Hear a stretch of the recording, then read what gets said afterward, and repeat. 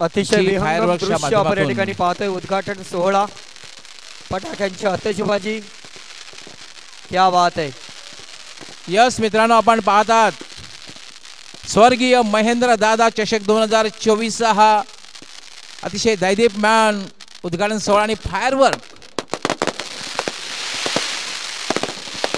गुरुदत्ता चौथायरवा मानकोली क्रीडा नगरी आणि या क्रीडा नगरीवरला अतिशय हा सुंदर सोहळा आपण पाहतोय। याची डोळा